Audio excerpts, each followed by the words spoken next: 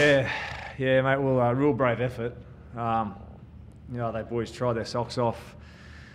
Everything that could have went against us, I think, did go against us tonight. Obviously, losing Sean just before we warmed up was, a bit of pill to swallow. But I thought we hung in, and the boys, as I said, they tried so hard. I think we only had 4 errors for the game.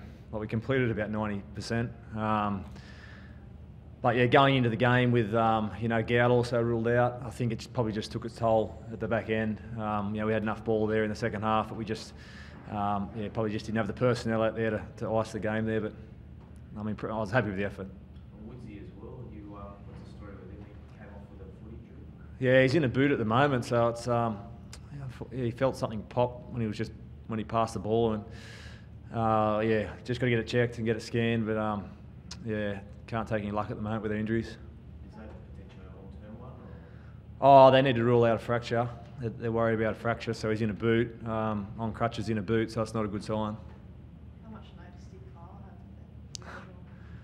have? Literally a couple of minutes before warm-up. Like, our side's already gone in, and Sean had some tightness in his quad, and wasn't responding well to treatment, and we just couldn't risk him. There was a chance that it could go, so we had to. Yeah, Kyle just literally found out then. So, I was lucky we had him as 18th man. One of those ones where he goes from thinking he's no chance of playing to, being thrown a jumper. So, I thought he did well given that preparation. It's pretty hard to find out you're playing literally 10 minutes before you warm up. Hopefully Sean will be okay for next week. Did Kyle's family even get a chance to get to the real match? Yeah, I don't know. I'm not sure. As I said, he wasn't really in the picture to play. Sean wasn't in doubt. Otherwise, we would have pulled him yesterday. So he finished the session yesterday, and he just felt a little bit of tightness when he was doing some goal kicking, and he thought he'd be okay. But when they did some more tests on him, they just felt that, the chances of it going, the risk, it's clearly outweighed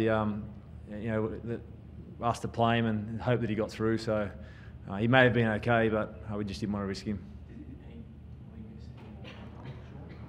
I hope not. Like, he was filthy. He wanted to play, but the doctor and our physios were pretty clear that it was too much of a risk. So I'm hoping that we made the right decision, and we didn't pull the trigger and risk him, and could have had a similar case to Matt Moylan. 5 or 6 week muscle tear wouldn't have been good. It's a tough time, but it also gives you a chance to look at the depth in the club. You had Sherry Mackey's debut tonight. What did you make of that? Yeah, I thought he looked really good. You got to remember, this kid's only 18. Hasn't even turned 19, as I said, he's done everything that we could ask of him in the pre-season. He's forced us to pick him. He was outstanding in the pre-season. He's kept Josh Dugan and Joshy Morris honest all pre-season. He trialled ball for us. I thought his touches looked really good tonight, and he won't forget that debut. That's a really tough game to come into, and he prepares to be playing outside Sean Johnson, and all of a sudden that gets pulled from him as well. So that adversity just before kick-off was an experience that he'll never forget. But I thought he'd done real well, Bronze. He didn't get much opportunity in open space, but the way he ran down Gutho showed he's got a bit of toe.